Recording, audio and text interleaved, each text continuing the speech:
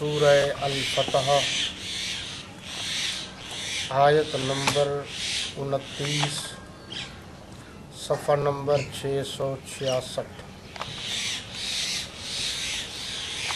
الحمدللہ وکفا وسلام علی عبادہ الذین اصطفی،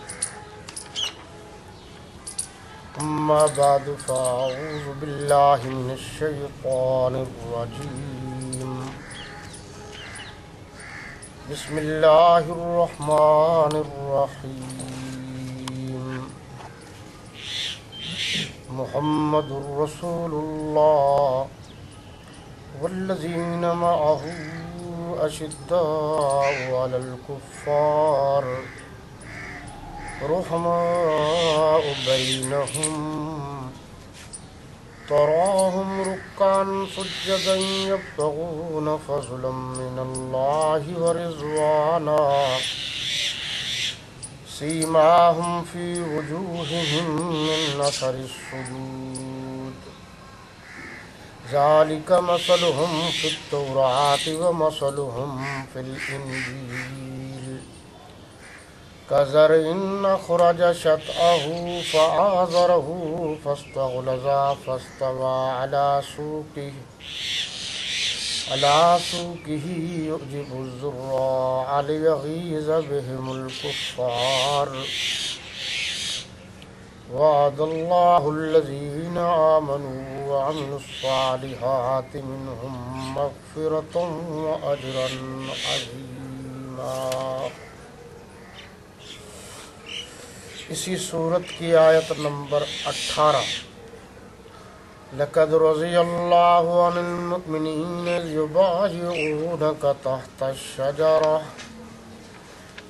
الشجرۃ فعلم ما فی قلوبہم فانزل السکینۃ علیہم واصابہم فتحا قریبا ومغانم کثیرۃ یأخذونہا وکان اللہ عزیزا حکیما۔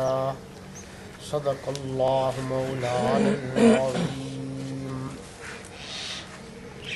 تلاوت کردہ آیات مقدسہ کا با محاورہ اور سلیس ترجمہ کچھ یوں ہے۔ محمد صلی اللہ علیہ وسلم اللہ کے پیغمبر ہیں، اور جو لوگ ان کے ساتھ ہیں وہ کافروں کے حق میں تو سخت ہے اور آپس میں رحم دل۔ اے دیکھنے والے، تو ان کو دیکھتا ہے کہ اللہ کے آگے جھکے ہوئے سر بسجود ہیں اور اللہ کا فضل اور اس کی خوشنودی طلب کر رہے ہیں۔ کثرت سجود کے اثر سے ان کی پیشانیوں پر نشان پڑے ہوئے ہیں۔ ان کے یہی اوصاف تورات میں مرقوم ہیں اور یہی اوصاف انجیل میں ہیں۔ وہ گویا ایک کھیتی ہے جس نے پہلے زمین سے اپنی سوئی نکالی، پھر اس کو مضبوط کیا، پھر موٹی ہوئی اور پھر اپنے نال پر سیدھی کھڑی ہو گئی اور لگی کھیتی والوں کو خوش کرنے تاکہ کافروں کا جی جلائے۔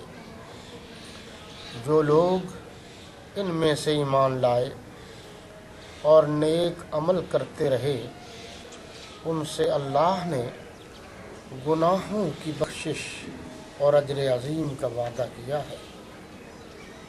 اے پیغمبر صلی اللہ علیہ وسلم، جب مومن تم سے درخت کے نیچے بیعت کر رہے تھے تو اللہ ان سے خوش ہوا، اور جو صدق و خلوص ان کے دلوں میں تھا وہ اس نے معلوم کر لیا، تو ان پر تسلی نازل ہوئی اور انہیں جلد فتح عنایت کی اور بہت سی غنیمتیں جو انہوں نے حاصل کیں، اور اللہ غالب حکمت والا ہے۔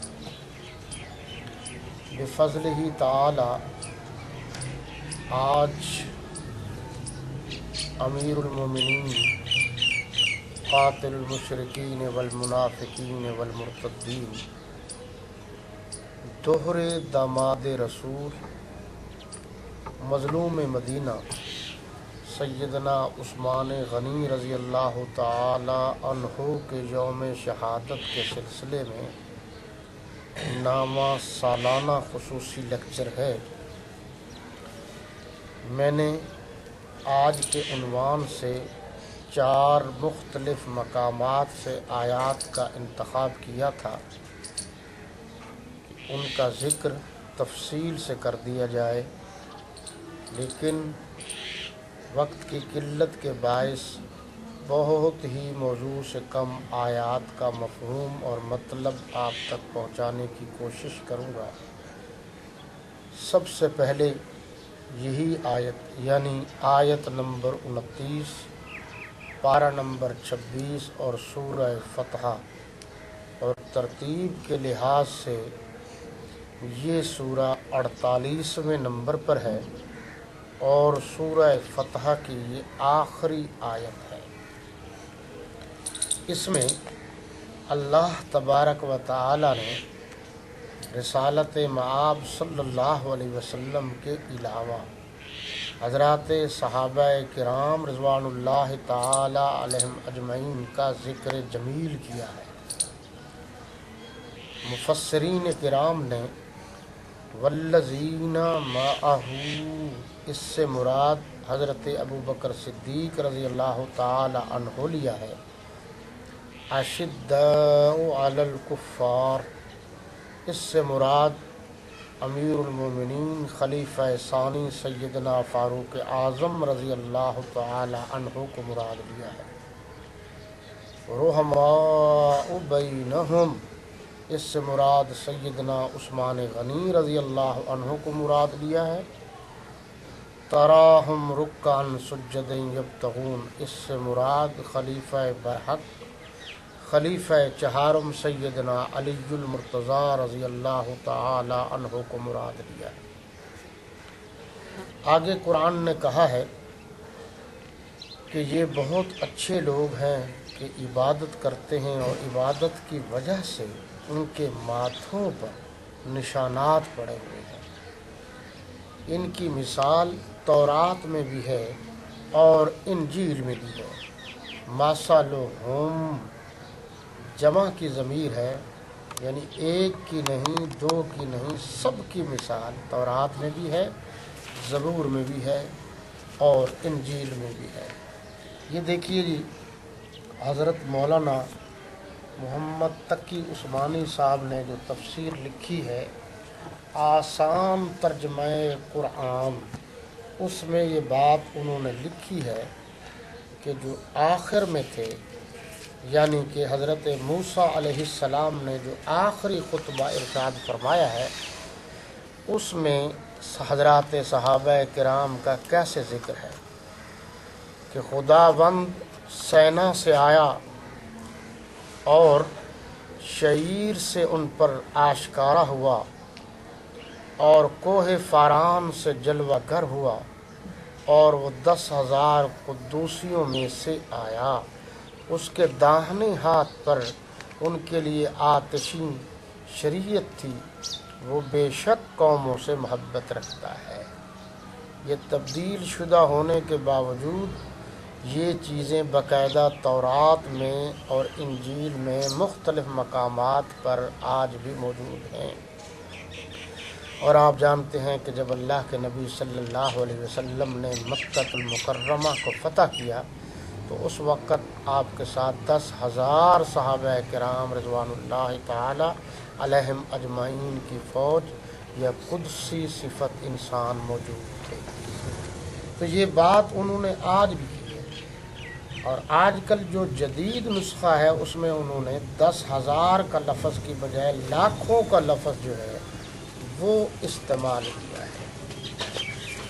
اب یہ دیکھیے جی کہ جو ہم عام طور پر یہ کہہ دیتے ہیں کہ حضرت ابو بکر صدیق رضی اللہ تعالی عنہ پہلے خلیفہ ہیں، حضرت فاروق اعظم رضی اللہ تعالی عنہ دوسرے خلیفہ ہیں، حضرت عثمان غنی رضی اللہ تعالی عنہ تیسرے خلیفہ ہیں۔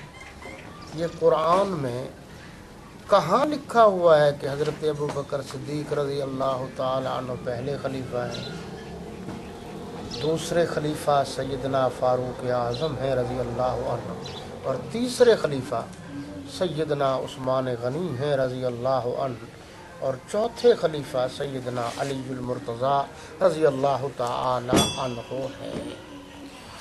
یہ تفسیر عثمانی ہے اور اس کو سعودی عرب کے بورڈ نے شائع کیا ہے۔ اس میں یہ بات انہوں نے واضح طور پر لکھی ہے کہ اخرج شطأہ، اسی آیت میں آگے چل کے ہے، اس سے مراد عہد صدیقی ہے، فآزرہ میں عہد فاروقی ہے، فاستغلظ میں عہد عثمانی ہے، فاستوى علی سوق میں عہد مرتضوی ہے۔ اور بعض مفسرین نے جو لکھا ہے کہ والذین معه اشداء علی الکفار رحماء بینہم تراہم رکعا سجدا کو الگ ترتیب خلفائے اربعہ پر تقسیم کر دیا ہے۔ اس سے یہ ہے مراد۔ اور اسی آیت کے آخر میں لفظ ہے لیغیظ بہم الکفار۔ حضرات صحابہ کرام کی مثال رضوان اللہ تعالی علیہم اجمعین کی مثال ایک کھیتی کی دی ہے کہ وہ کھیتی اللہ کے نبی صلی اللہ علیہ وسلم نے سیکھی ہے اور وہ آہستہ آہستہ بڑی ہو رہی ہے، اور جب وہ کھیتی بڑی ہو جاتی ہے تو جس نے کھیتی کاشت کی ہے اس کو تو اچھی لگتی ہے، اور جنہوں نے کاشت نہیں کی وہ اس سے جلتے ہیں۔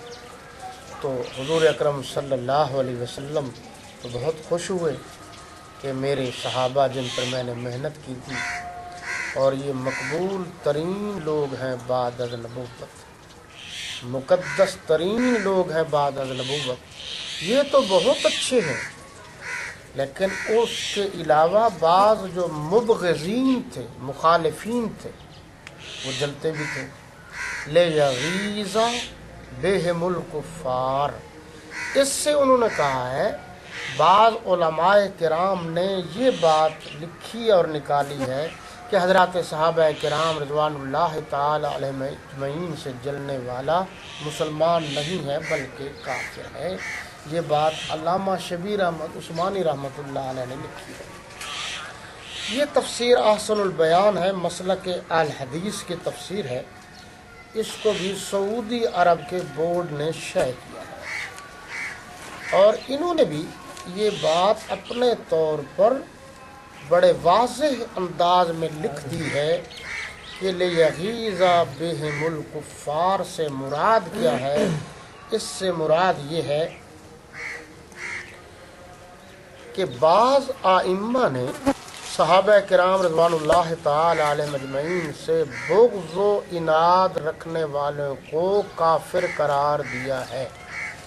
علاوہ ازیں اس فرقہ ضالہ کے دیگر عقائد بھی ان کے کفر ہی پر دال ہیں، لہٰذا ایسے لوگ جو حضرات صحابہ کرام کے بارے میں بغض رکھتے ہیں، حسد کرتے ہیں، ان کی ذات پر طعن و تشریح کرتے ہیں، ان کی طرف وہ جملے اور وہ کلمات منسوب کرتے ہیں جو ان کے خود ساختہ ہیں، اس قسم کے لوگ مسلمان نہیں ہیں بلکہ وہ کافر ہیں۔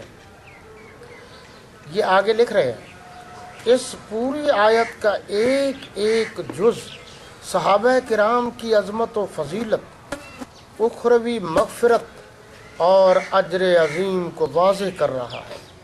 اس کے بعد بھی صحابہ کرام کے ایمان میں شک کرنے والا مسلمان ہونے کا دعویٰ کرے تو اسے کیوں کر دعوی مسلمانی میں سچا سمجھا جا سکتا ہے، یعنی ایسا شخص مسلمان نہیں ہے۔ یہ مسلک اہل حدیث کی تفسیر تھی، اور جو میں نے پہلے پیش کی ہے وہ اہل سنت والجماعت حنفی دیوبندی علماء کی تھی۔ اسی طرح یہ کنز الایمان میرے پاس اور میرے سامنے موجود ہے، اعلیٰ حضرت احمد رضا خان بریلوی انہوں نے بھی یہی بات لکھی ہے جو میں نے عرض کر دی۔ اب آئیے سورہ فتح کی آیت نمبر 10 اور 18 کی طرف۔ ان دونوں میں سیدنا عثمان غنی رضی اللہ تعالی عنہ کا ذکر جمیل ہے۔ آپ جانتے ہیں کہ حضرت عثمان غنی رضی اللہ تعالی عنہ خلفائے راشدین میں شامل ہیں، 7 عشرہ میں شامل ہیں، کاتبین قرآن میں شامل ہیں، اور حضور صلی اللہ علیہ وسلم کے دوہرے داماد ہیں۔ اور آپ کے علم میں یہ بات بھی ہے کہ جتنے انبیاء کرام علیہ السلام اس دنیا میں تشریف لائے ہیں، کوئی صحابی ایسا نہیں جس کے گھر میں کسی نبی کی 2 صاحبزادیاں ہوں۔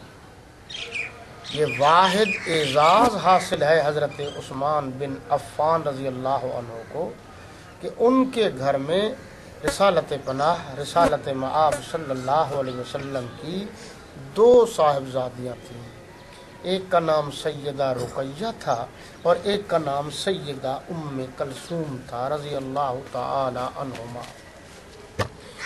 اور آپ یہ بھی جانتے ہیں کہ جب ایک صاحبزادی اللہ کے نبی کی حضرت عثمان غنی رضی اللہ عنہ کی وفات پا گئی بیوی، تو آپ صلی اللہ علیہ وسلم نے اپنی دوسری لخت جگر اپنی بیٹی دے دی اور فرمایا کہ اگر عثمان کی بیوی میری بیٹیاں فوت ہوتی جاتی تو میں یکے بعد دیگرے 40 بیٹیاں بھی ہوتی تو میں ان کو دے دیتا، اور ایک روایت میں ہے 100 بیٹیاں بھی ہوتی تو میں یکے بعد دیگرے ان کے عقد میں دے دیتا۔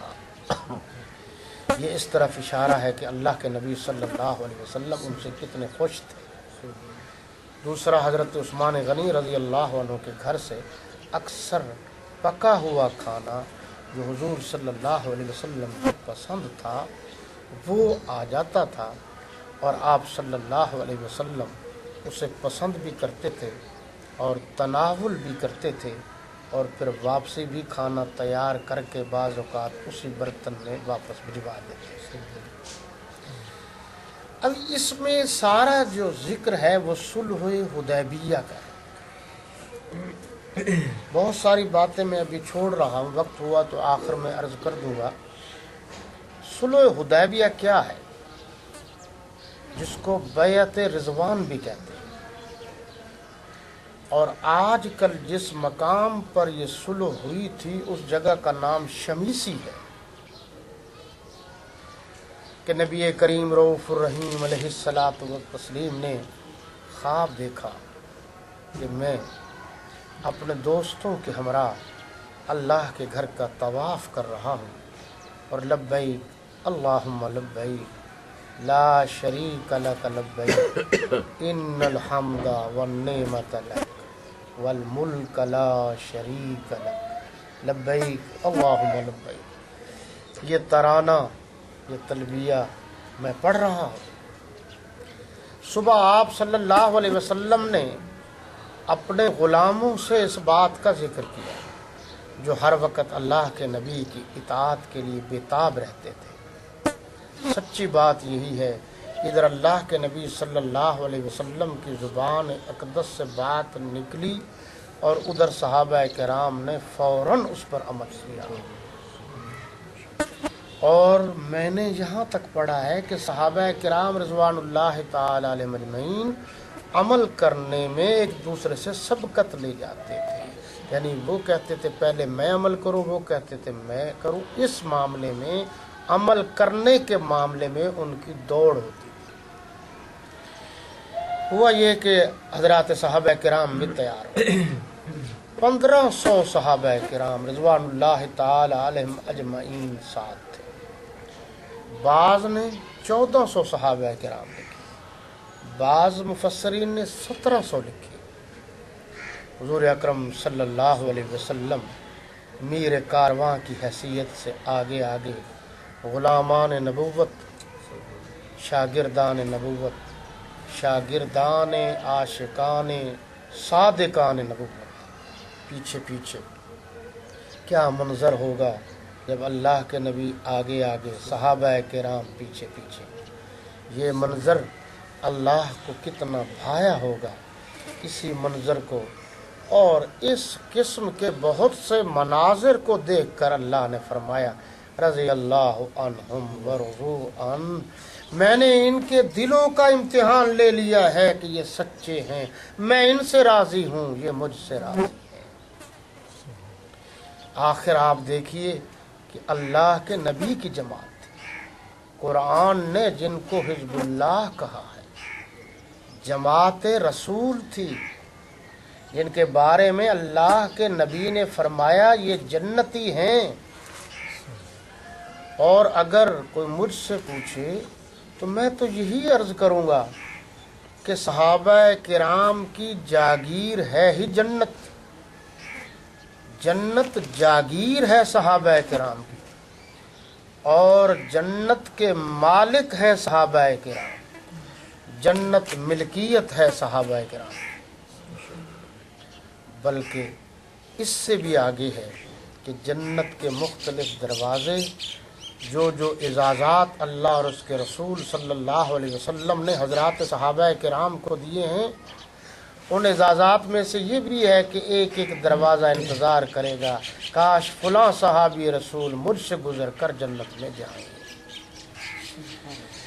جب یہ اسی مقام شمیسی پر آئے، حضرات صحابہ کرام بھی ساتھ تھے، اللہ کے نبی صلی اللہ علیہ وسلم آگے آگے تھے، تو اتنے میں کافروں تک یہ بات پہنچ گئی کہ اللہ کے نبی صلی اللہ علیہ وسلم گویا ہم سے لڑنے کے لیے آ رہے ہیں. آپ صلی اللہ علیہ وسلم نے فرمایا یہیں سارے پڑاؤ ڈال.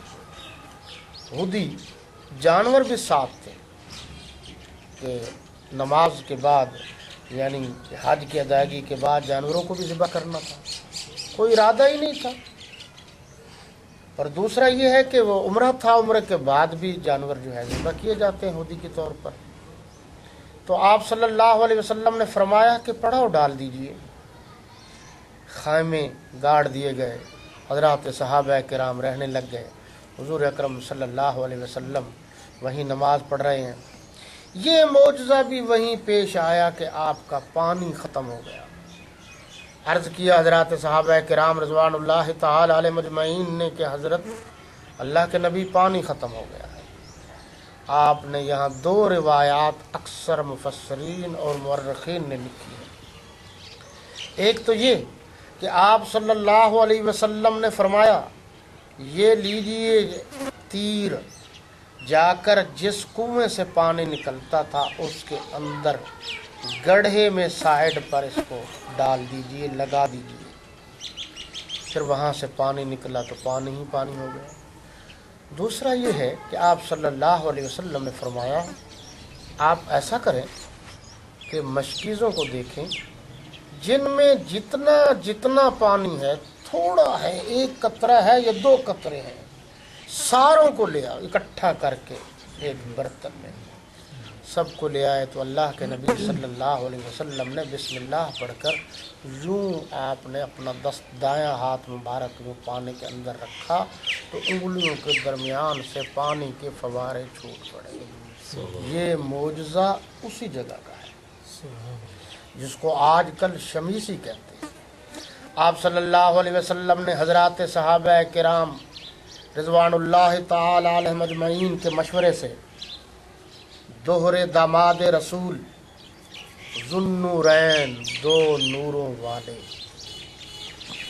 ایک معنی تو یہ ہے کہ حضور اکرم صلی اللہ علیہ وسلم خود بھی، یعنی آپ کی صفت بھی نور ہے.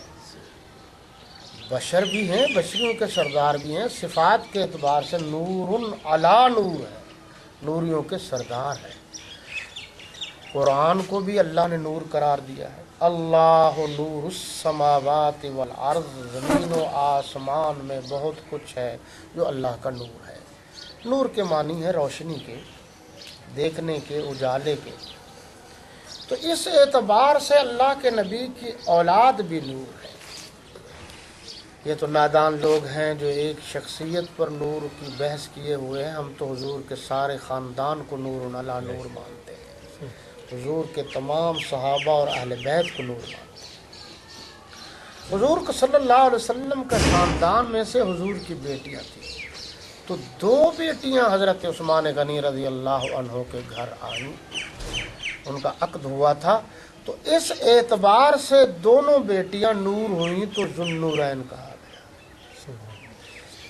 دوسرا علماء نے یہ لکھا ہے کہ ایک آپ نے اللہ کے نبی پر ایمان لائے، قریب تھے، وہ نور تھے، دوسرا قرآن کو جمع کیا، یہ نور تھے، یعنی قرآن بھی نور، قرآن والا بھی نور، اس لیے آپ کو ذوالنورین کہا گیا۔ اور ذوالحجرتین بھی ہے کہ 2 مرتبہ ہجرت کی۔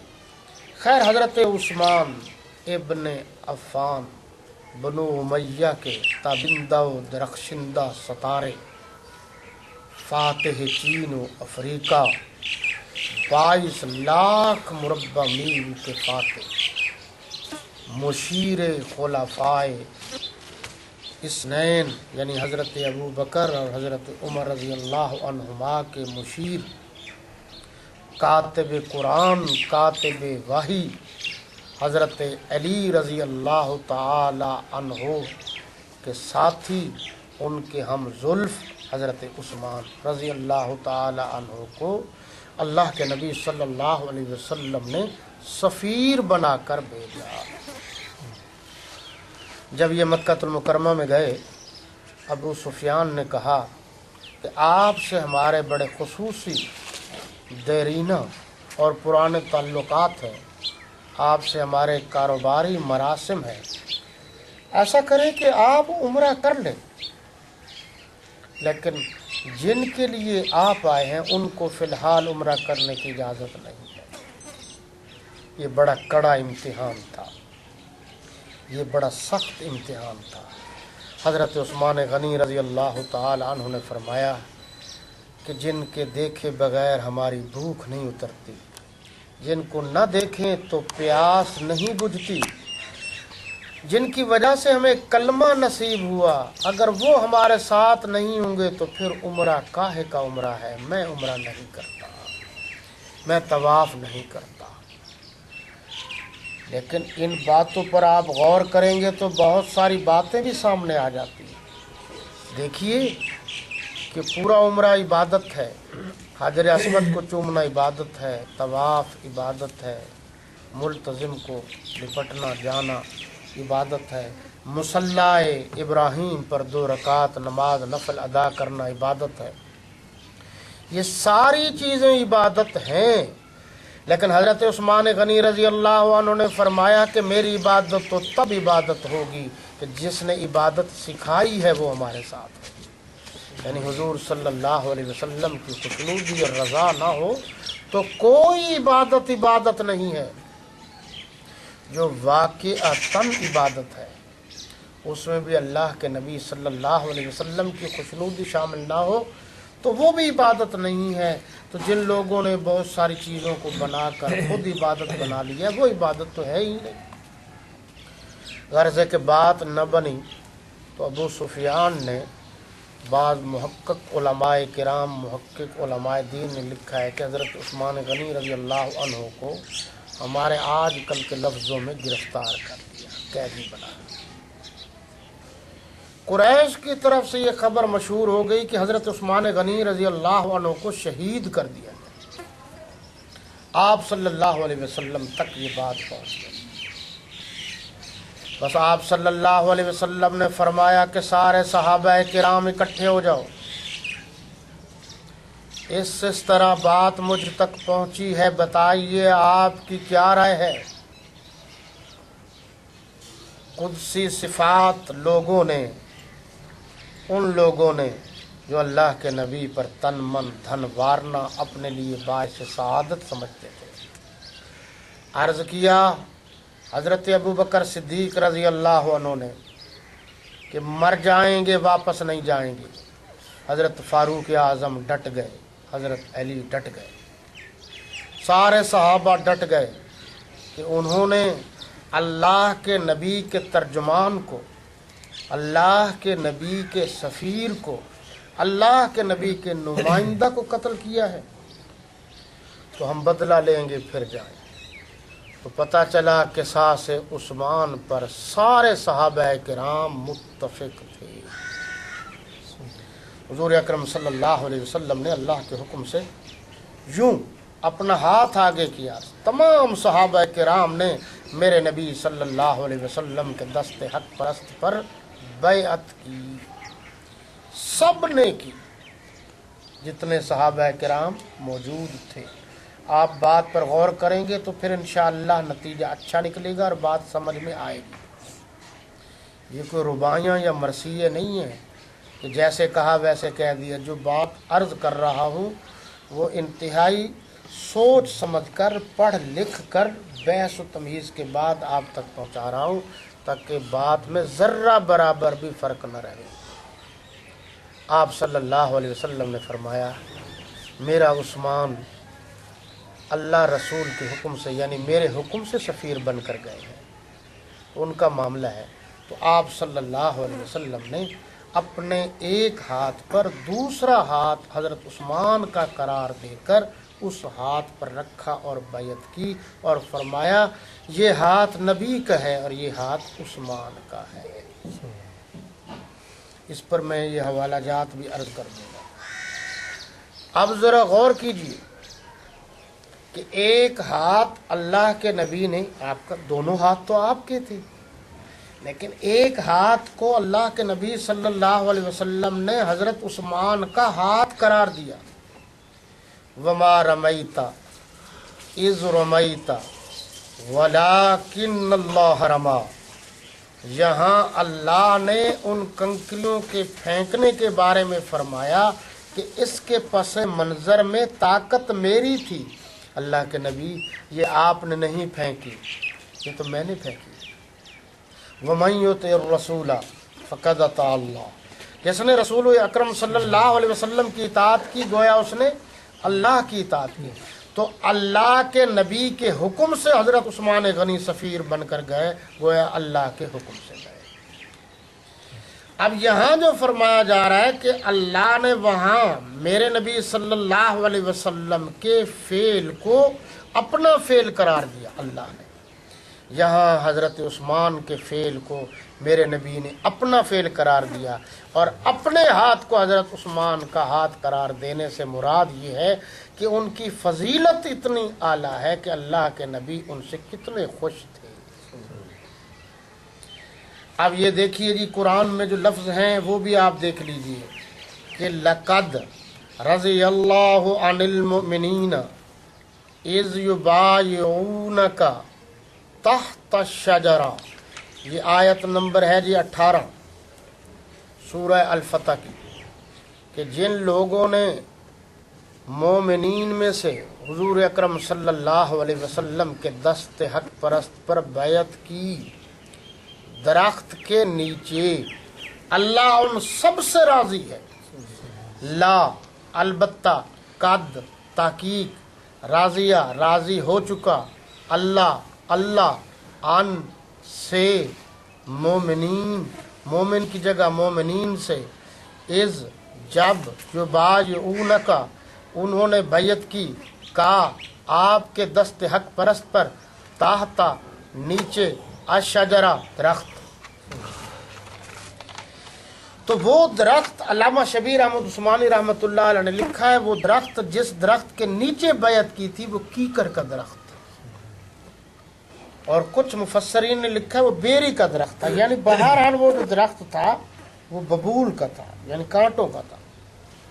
اب ذرا اس پر آپ غور فرمائیں کہ قرآن نے کیا کہا ہے, جنہوں نے درخت کے نیچے بیعت کی ہے اللہ ان سے راضی ہو چکا ہے. درخت کے نیچے 1400 تھے, 1500 تھے یا 1700 تھے, ان سب سے اللہ راضی ہو گیا. تو جب اللہ راضی ہو گیا ہے تو کسی کو کیا اختیار ہے کہ وہ کہے کہ اللہ صرف 5 سے راضی ہوا ہے، اللہ صرف 12 سے راضی ہوا ہے، اللہ صرف 14 سے راضی ہوا ہے؟ یہ اختیار اس کو کس نے دیا ہے؟ قرآن تو کہہ رہا ہے اللہ سب سے راضی ہو چکا۔ ایک بات۔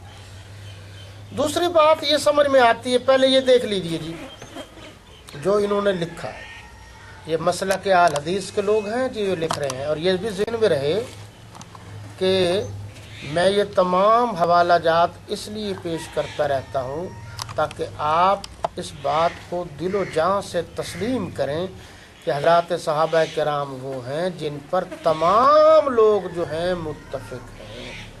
یہ کوئی ایک میری بات نہیں ہے، یہ تمام مسالک کے لوگ جتنے حضرات بریلوی علماء کرام ہیں، دیوبندی علماء کرام ہیں، اہل حدیث علماء کرام ہیں، یہ سب متفق ہیں۔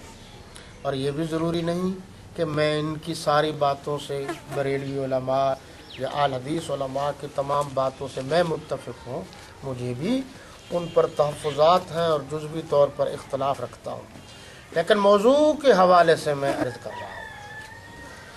یہ کہہ رہے ہیں یہ ان اصحاب بیعت رضوان کے لیے رضا الہی اور ان کے پکے سچے مومن ہونے کا سرٹیفکیٹ ہے کہ جنہوں نے حدیبیہ میں ایک درخت کے نیچے اس بات پر بیعت کی کہ وہ قریش مکہ سے لڑیں گے اور راہ فرار اختیار نہیں کریں گے، یعنی ان کے دلوں میں جو صدق و صفا کے جذبات تھے اللہ ان سے بھی واقف ہے۔ اس سے ان دشمنان صحابہ کا رد ہو گیا جو کہتے ہیں کہ ان کا ایمان ظاہری تھا، دل سے وہ منافق تھی۔ بات بالکل کلیئر ہو گئی۔ اچھا یہ بھی قابل غور بات ہے کہ وہ اس درخت کا کیا بنا، یہ میں نے تھوڑی سی تحقیق کی ہے۔ یہ دیکھیے جی مختلف حوالہ جات کی روشنی میں یہ تفہیم القرآن ابو العالی مودودی صاحب کی ہے، یہ لکھ رہے ہیں، اور یہ لکھا ہے انہوں نے مختلف کتابوں کے حوالے سے کہ جس درخت کے نیچے یہ بیعت ہوئی تھی اس کے متعلق حضرت نافع مولا ابن عمر کی یہ روایت عام طور پر مشہور ہو گئی کہ لوگ ان کے پاس جا کر نمازیں پڑھنے لگے تھے۔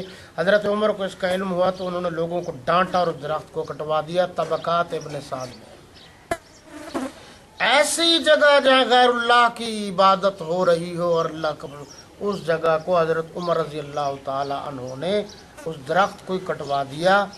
تو یہ درخت جو کیکر کا تھا، اس سے متبرک اور کون سا درخت ہو سکتا ہے کہ جس درخت کا ذکر بھی اللہ کے قرآن میں موجود ہے، اور حضرات صحابہ کرام نے اور اللہ کے نبی نے وہاں آرام بھی کیا ہے اور بیعت بھی ہوئی ہے۔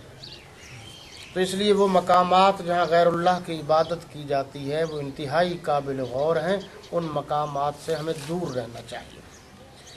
اب جی یہ آیت میں نے عرض کر دی، مومن کی جمع ہے مومنین، اس سے مراد تمام علماء کرام نے صحابہ کرام کو لیا ہے، یعنی پہلے جو مومن ہیں وہ حضرات صحابہ کرام، ان کی اتباع میں باقی مومن ہوں گے، لیکن پہلے مومن جو ہیں وہ حضرات صحابہ کرام ہیں۔ اب اس سے پچھلی آیت میں ایک لفظ ہے جی، اس کو بھی ساتھ ہی ساتھ دیکھتے جائیے، وہاں ہے ان الذین یبایعونک انما یبایعون اللہ ید اللہ فوق ایدیہم، ان پکی بات ہے، الذین وہ لوگ یبایعون جنہوں نے بیعت کی کا آپ کے ہاتھ پر، انما یقینی طور پر، یبایعون انہوں نے بیعت کی، اللہ اللہ ید اللہ ید ہاتھ، اللہ اللہ فوق اوپر، ایدی ید کی جمع بہت سارے ہاتھ، ہم ضمیر جمع کی ہے، ایدی ہم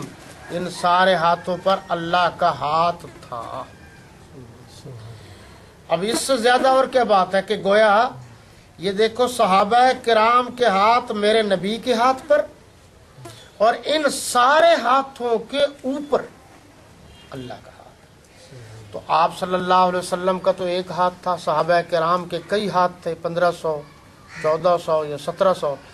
ید اللہ اللہ کا ہاتھ، فوق اوپر، ایدیہم ان ہاتھوں کے اوپر تھا۔ جو انہوں نے لکھا ہے میں صرف وہ سنا رہا ہوں۔ یہ ترجمے میں بھی لکھا ہے جو لوگ تجھ سے بیعت کرتے ہیں وہ یقیناً اللہ سے بیعت کرتے ہیں۔ اب یہ بیعت اللہ کے ہاتھ پر۔ آگے یہ لکھ دیا ہے، انہوں نے بھی لکھا ہے، یعنی اللہ ان کے ساتھ اپنے علم کے ذریعے حاضر ہے، ان کی باتیں سن اور ان کی جگہ دیکھ رہا ہے اور ان کے ظاہر و باطن سے آگاہ ہے۔ آیت سے وہی بیعت رضوان مراد ہے جو نبی کریم صلی اللہ علیہ وسلم نے حضرت عثمان غنی رضی اللہ عنہ کی خبر شہادت سن کر ان کا انتقام لینے کے لیے حدیبیہ میں موجود 14 یا 1500 مسلمانوں سے لی تھی۔ یہی تمام کے تمام اکابرین نے، باقی بزرگوں نے بھی یہی باتیں لکھی۔ اب یہ دیکھیے جی، یہ ہاتھ تھے اللہ کے نبی صلی اللہ علیہ وسلم کے۔ یہ میں سمجھانے کے لیے عرض کر رہا ہوں، ورنہ دنیا کی اعلیٰ سے اعلیٰ چیز بھی نبی کے قدموں کے برابر نہیں ہو سکتی۔ یہ ذہن میں رہے کہ یہ میں صرف آپ کو سمجھانے کے لیے اس طریقے سے بات کر رہا ہوں، ورنہ اللہ کے نبی صلی اللہ علیہ وسلم کا مقام اتنا اعلیٰ و عرفہ، اتنا بلند تر ہے کہ ہم تو صحابہ کو بھی نبی کے برابر نہیں سمجھتے، کسی انسان کو کیا سمجھیں گے؟ انسان تو انسان ہے، عام انسان۔ آپ صلی اللہ علیہ وسلم کے دست حق پرست پر یوں سمجھو کہ یہ تمام کے تمام صحابہ کرام کے ہاتھ آ گئے۔ اوپر جو ہے اللہ کا ہاتھ ہے، ید اللہ فوق ایدیہم، نیچے مصطفیٰ کا ہاتھ ہے، اوپر اللہ کا ہاتھ ہے، اور درمیان میں صحابہ کرام کا ہاتھ ہے۔ اب جو نیچے سے صحابہ پر حملہ کرے گا تو دفاع مصطفیٰ کریں گے، جو اوپر سے صحابہ پر حملہ کرے گا دفاع خود خدا کریں گے۔ قیامت تک کوئی بدبخت حضرات صحابہ کرام پر حملہ کر ہی نہیں سکتا۔ صحابہ کرام پر حملہ در حقیقت اللہ اس کے رسول پر حملہ ہے۔ ایک بات۔ دوسری بات جو میں سمجھا کہ جب یہ دونوں ہاتھ مضبوط ہیں، اللہ کا ہاتھ بھی بڑا مضبوط ہے اور آقا و مولا صلی اللہ علیہ وسلم کا ہاتھ بھی بڑا مضبوط ہے، اس سے اگر ان دونوں ہاتھوں کے درمیان میں سے کوئی صحابہ کرام کو کھینچ کر لے جانا چاہے کھینچ سکتا ہے۔ اتنا حصار مضبوط ہے کہ قیامت تک کھینچ تک نہیں سکتے، ان کی حفاظت کے حصار میں ہیں۔ اس لیے میں اکثر یہ لفظ کہتا ہوں کہ وکیل صحابہ جناب محمد الرسول اللہ ہے، وکیل صحابہ خود خدا ہے۔ ہم تو ان کی نکالی میں ان کی غلامی اور نوکری کا حق ادا کر رہے ہیں، ورنہ قرآن، صاحب قرآن اور قرآن بھیجنے والا خود صحابہ کرام کے وکیل ہے۔ اب یہاں یہ بات آ گئی تو ایک بات ضرور عرض کر دیں، باتیں بہت سی ہیں، اتنی باتیں کہ میں نے جان بوجھ کے چھوڑ دی ہیں، آپ کو اس سے فائدہ ہوگا۔ میں نے ابھی عرض کیا ہے کہ حضور صلی اللہ علیہ وسلم نے فرمایا تو حضرت عثمان غنی رضی اللہ عنہ نے بیر روما خرید کر کے دے دیا، پانی وقف کر دیا۔ مسجد نبوی کی زمین حضرت عثمان غنی رضی اللہ تعالی عنہ نے خریدی۔ اسی طرح جنگ کے لیے حضور صلی اللہ علیہ وسلم نے فرمایا تو حضرت عثمان غنی جھولیاں بھر کر آستینوں میں ہزاروں میں، بعض نے ہزار بعض نے زیادہ دینار آپ صلی اللہ علیہ وسلم کی خدمت میں پیش کیے، تو آپ نے ان کو اوپر نیچے کیا، یوں کیا اور فرمایا لا ضرر عثمان بعد ما عمل ھذا، آج کے بعد حضرت عثمان غنی رضی اللہ عنہ کو کوئی چیز تکلیف نہیں پہنچا سکی۔ جب حضرت علی رضی اللہ تعالی عنہ حضرت بی بی فاطمہ الزہرا رضی اللہ عنہا سے شادی کے لیے جب بات پکی ہو گئی تو باہر نکلے ادائیگی کے لیے کہ حق مہر لائے، حضرت علی رضی اللہ تعالی عنہ نے زرہ جا کر بازار میں فروخت کرنے کا ارادہ کیا تو حضرت عثمان غنی رضی اللہ عنہ نے 480 دراہم میں وہ زرہ خرید لی، بعد میں وہ زرہ بھی واپس کر دی کہ یہ زرہ جوانوں کے لیے ہے، شیر دل لوگوں کے لیے ہے، جاؤ میری طرف سے تحفہ ہے کہ جب کفار سے لڑو گے تو یہ آپ کے کام آئے گی۔ وہ جب واپس تشریف لائے، اللہ کے نبی صلی اللہ علیہ وسلم سے عرض کیا کہ مولائے کائنات آج تو حضرت عثمان رضی اللہ عنہ نے ایسا کیا ہے، تو دو باتیں یہاں موجود ہیں۔ ایک تو یہ کہ آپ نے فرمایا آج کے بعد حضرت عثمان غنی کو کوئی چیز نقصان نہیں پہنچائے۔ دوسری بات جو آپ نے فرمایا، اے اللہ تو اس کو خوش رکھ جس نے میرے اہل بیت اور خانوادے کو خوش رکھا۔ تو خوش کس کو رکھا تھا؟ حضرت علی رضی اللہ عنہ، کتنے اچھے لوگ تھے۔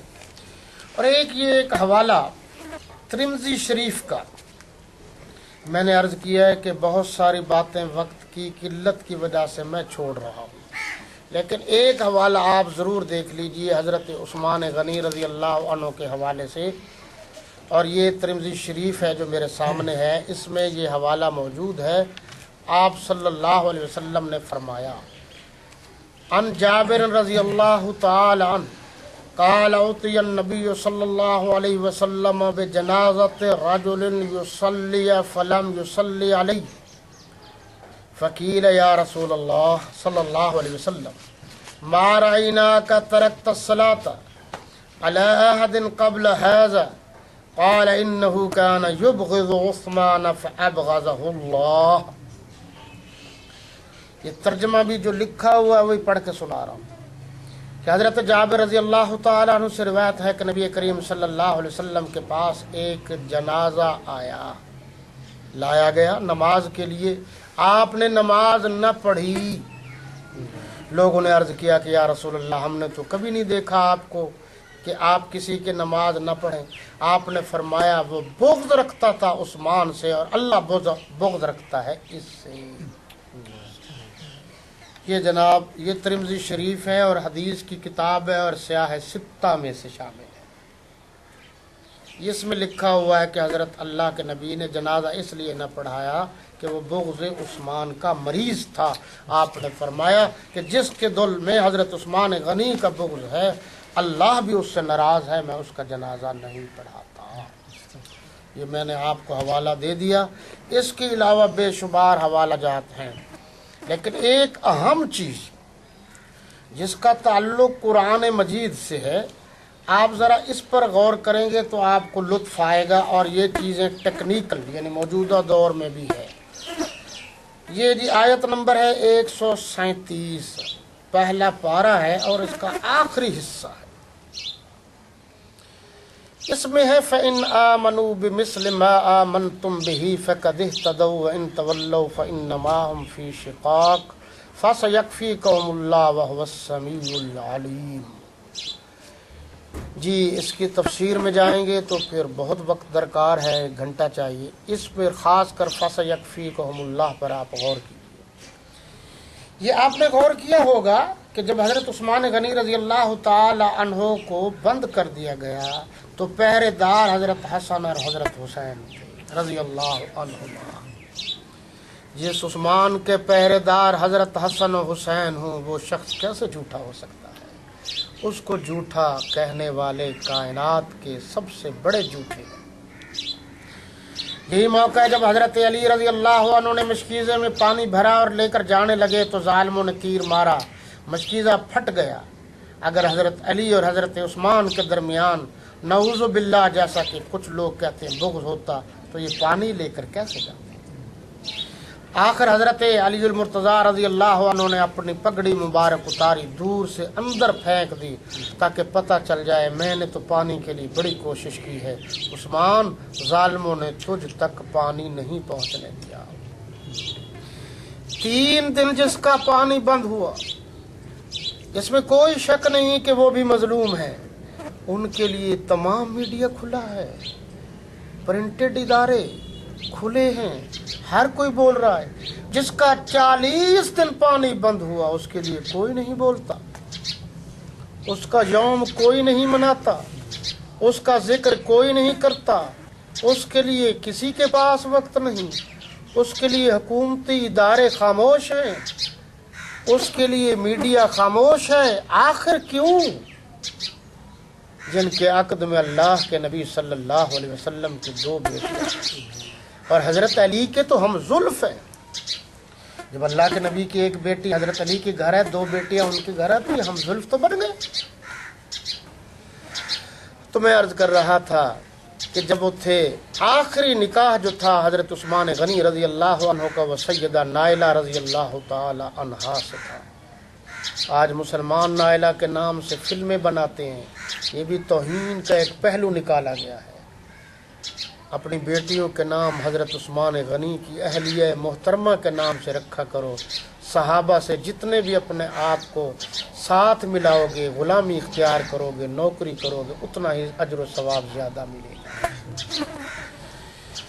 حضرت سیدہ نائلہ تھی اور حضور صلی اللہ علیہ وسلم ان کو کامل الحیاء والایمان یہاں تک تھا کہ حدیث میں موجود ہے کہ حضور صلی اللہ علیہ وسلم کے پاس حضرت ابوبکر صدیق تشریف لائے، آپ اسی پوزیشن میں رہے، حضرت عمر تشریف لائے، اسی پوزیشن میں رہے، جب حضرت عثمان تشریف لائے تھوڑا سا کپڑا اور نیچے کر لیا، پوچھا گیا کہ اللہ کے نبی یہ کیا؟ آپ نے فرمایا میں اس سے کیوں نہ حیا کروں جیسے اللہ کے فرشتے حیا کرتے ہیں۔ اتنے باحیا تھے کہ غسل خانے میں بھی بغیر کپڑے کے کبھی نہیں نہاتے تھے، اور شہادت کے وقت اسپیشلی طور پر پاجامہ پہنا تاکہ جب ظلم و ستم ہو تو میرا ننگا پن کوئی نہ دیکھے، اتنا احساس تھا۔ تو یہ انہوں نے قرآن بھی جمع کیا ہے، جامع القرآن بھی ان کو کہتے ہیں۔ اگر حضرت عثمان کو نہیں مانو گے تو پھر قرآن سے دور ہونا پڑے گا، اور جو قرآن سے دور ہو گیا وہ جنت سے دور ہو گیا۔ قرآن کے بغیر کسی صاحب ایمان کی گاڑی نہیں چل سکتی۔ تین مصحف، 3 نسخے تیار کرائے تھے سرکاری سطح پر، ایک نسخہ چلتے ہوئے سمرقند لائبریری تک پہنچا تھا، یہ حضرت عثمان غنی رضی اللہ عنہ کے دور تھا، اور ایک نسخہ آپ کا وہیں ماسٹر پیس تھا جہاں جس سے کوئی مشابہ یا غلطی ہوتی وہ نسخے سے چیک کر لیے جاتی۔ پوری دنیا کو، مسلمانوں کو قرآن کی ایک قرات پر جمع کرنے والے حضرت عثمان ہیں، انداز تلاوت پر جمع کرنے والے بھی حضرت عثمان ہیں، تاکہ انداز تلاوت، لب و لہجہ کے اختلاف کی وجہ سے قرآن پر کوئی اختلاف نہ پیدا کرے۔ چنانچہ وہ نسخہ آج بھی کراچی لائبریری میں موجود ہے۔ ایک نسخہ چلتے چلاتے ترکی تک پہنچا، اس کے عجائب گھر میں، اور آپ کے علم میں ہو کہ ترکی موجود ہے، اس دنیا پر ہے، اس کے عجائب گھر بھی ہے۔ اس میں جو نسخہ پہنچا یہ وہ نسخہ تھا جب حضرت عثمان غنی رضی اللہ تعالی عنہ آخری زندگی کے ایام میں تلاوت کر رہے تھے، اور ایک ظالم نے لوہے کی لاٹ ماری، وہ خون کی دھار یا فوارہ نکلا، تو جس لفظ پر پہنچا تھا اوپر گرا تھا وہ لفظ تھا فَسَيَكْفِيكَهُمُ اللَّهُ۔ اس نیٹ کی دنیا میں آپ ذرا تحقیق کیجئے کہ یہ باتیں موجود ہیں یا نہیں ہیں۔ اس لائبریری میں وہ نسخہ آج تک موجود ہے، وہ لفظ موجود ہے، وہ خون موجود ہے، اور روزنامہ جنگ لاہور نے کئی مرتبہ یہ اشاعت بھی کی ہے، وہ تیر لائبریری اور وہ قرآن کا نسخے کا عکس فوٹو بھی شائع کیا ہے۔ اب ذرا قابل غور بات یہ ہے کہ لائبریریاں موجود ہیں، اور اس دور میں تو کوئی ایسی چیز نہیں جو ممکنات میں سے نہ ہو، لیبارٹریاں موجود ہیں۔ آپ اس نسخے کو لیبارٹری میں لے جاؤ، دیکھو پہلی بات یہ قرآن کا نسخہ ہے یا نہیں، دوسری بات اس پر جو خون گرا ہوا ہے وہ انسان کا ہے یا نہیں ہے۔ بہت سے بے وقوف کہتے ہیں جی وہ بعد میں گرایا گیا، بے وقوفوں کو کیا کہنا ہے۔ قرآن کی سورہ البقرہ کی آیت نمبر 13 میں کہا گیا جو صحابہ کرام کو بے وقوف کہتا ہے وہ کائنات کا سب سے بڑا بے وقوف ہے۔ تو جب قرآن موجود ہے، قرآن پر خون عثمان موجود ہے، تم کہتے ہو کہ فلاں فلاں بات ہے، میں کہتا ہوں کوئی ماں کا لال آج تک نہ خون عثمان کو قرآن سے جدا کر سکا ہے، نہ قرآن کو خون عثمان سے جدا کر سکا ہے۔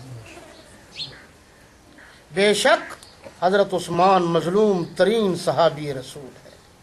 صحابہ سارے مظلوم ہیں، لیکن دو صحابہ ایسے ہیں جو سب سے زیادہ مظلوم ہیں۔ ایک سید الشہداء حضرت امیر حمزہ رضی اللہ تعالی عنہ، اور ایک مظلوم مدینہ، شہید مدینہ، وارث منبر و محراب سیدنا عثمان غنی رضی اللہ عنہ، یہ سب سے زیادہ مظلوم ہے۔ یہ حوالہ انہوں نے بھی لکھا ہے، یہ سماعت کر لیجیے۔ ان منافقین نے ان صحابہ کو بے وقوف کہا جنہوں نے اللہ کی راہ میں جان و مال کی کسی بھی قربانی سے دریغ نہیں کیا، اور ان کے منافقین یہ باور کراتے ہیں کہ نعوذ باللہ صحابہ کرام رضوان اللہ تعالی علیہ مجمعین دولت ایمان سے محروم تھے۔ اللہ نے جدید و قدیم دونوں منافقین کی تردید فرمائی۔ یہ دیکھ لیجئے جی۔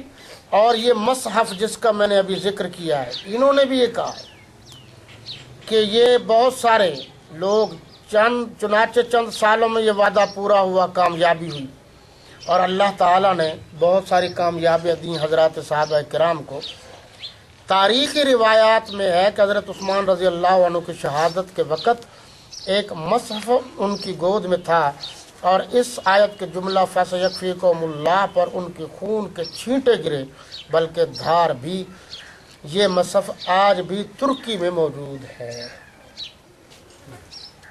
تو ان ساری باتوں سے نتیجہ یہ نکلا کہ حضور اکرم صلی اللہ علیہ وسلم کو صحابہ کرام بڑے پیارے تھے، اور صحابہ کرام کو اللہ کے نبی ساری کائنات میں سب سے زیادہ پیارے تھے، اور خصوصاً حضرت عثمان رضی اللہ تعالی عنہ۔ بہت ساری باتیں میں نے عرض کر دیں، لیکن بہت ساری باتیں پھر بھی رہ گئیں کہ جو ان پر تان و تشریح کیے جاتے ہیں، سوالات ہیں، جوابات ہیں، تو یہ وقت نہیں ہے۔ پھر انشاءاللہ کبھی صحیح جو کرنے کا کام ہے وہ یہ ہے کہ آپ اپنے محلوں کے نام حضرت عثمان غنی کے نام سے رکھیں، گلیوں کے نام حضرت عثمان غنی کے نام سے رکھیں، اولاد کے نام حضرت عثمان غنی کے نام سے رکھیں، بچیوں کے نام حضرت عثمان غنی کی بیوی سیدہ نائلہ کے نام، اور دوسری سیدہ رقیہ اور سیدہ ام کلثوم، ان کے ناموں سے رکھیں، مساجد کے نام رکھیں، تلاوت میں حضرت عثمان غنی کا ذکر زیادہ سے زیادہ کریں، ان کی درجات کی بلندی کا، خاص کر جو پڑھے لکھے ہیں ان پر ذمہ داری ہے کہ جہاں اور باتیں اپنے بچوں کو بتائیں، وہاں یہ بھی بتائیں کہ خلفائے اربعہ خصوصاً حضور صلی اللہ علیہ وسلم کے یہ تھے، اور یہ بھی بتائیں کہ حضرت عثمان غنی رضی اللہ عنہ کا یوم شہادت 18 ذی الحجہ 35 ہجری بروز جمعۃ المبارک 82 سال کی عمر میں ہوا۔ 12 دن کم 12 سال ان کا دور خلافت ہے۔ 22 لاکھ مربع میل پر انہوں نے حکومت کی ہے۔ یہ باتیں بتائیں گے تو دوسری نسل تک پہنچے گی۔ یہ فریضہ آپ اور ہمارے ہم سب کے ذمے ہے۔ اللہ آپ کو، مجھے اور تمام مسلمانوں کو صراط مستقیم پر چلنے کی توفیق عطا فرمائے، اور خصوصی طور پر حضور اکرم صلی اللہ علیہ وسلم کے صحابہ کرام کی نوکری و چاکری کرنے کی توفیق عطا فرمائے۔ ربنا تقبل منا انک انت السمیع العلیم۔ حیات باقی، ملاقات باقی، وما علینا الا البلاغ۔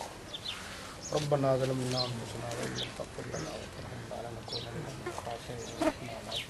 قلوبنا بعد إذ هديتنا وهب لنا من لدنك رحمة إنك أنت الوهاب۔ یا اللہ صحیح مسلمانوں کو، سب مسلمانوں کو صحیح معنوں میں مسلمان بنا، قرآن سمجھنے، سمجھانے، پڑھنے، پڑھانے کی توفیق عطا فرما، حضرات صحابہ کرام کا صحیح معنوں میں نوکر بنا، اللہ کے نبی کا غلام بنا، قیامت کے دن اللہ کے نبی کی شفاعت نصیب فرما، قرآن کی شفاعت نصیب فرما، حضرات صحابہ کرام اور اہل بیت اعظام کی شفاعت نصیب فرما، فقہائے کرام کی شفاعت نصیب فرما، اللہ کے ولی حفاظ قراء نیک لوگوں کی شفاعت نصیب فرما، پوری دنیا میں قرآن کا نظام جاری و ساری کرنے کی توفیق عطا فرما۔ یا اللہ مسلمانوں کو خلافت راشدہ کے نفاذ پر تمام علماء کرام کو متفق اور متحد ہونے کی توفیق عطا فرما۔ یا اللہ صحیح معنوں میں ہمیں صحابہ کرام اور اہل بیت اعظام کے نقش قدم پر چلنے کی توفیق عطا فرما۔ صلی اللہ تعالی علی خیر خلقہ محمد وعلی آلہ واصحابہ وازواجہ وبناتہ اجمعین برحمتک یا ارحم الراحمین۔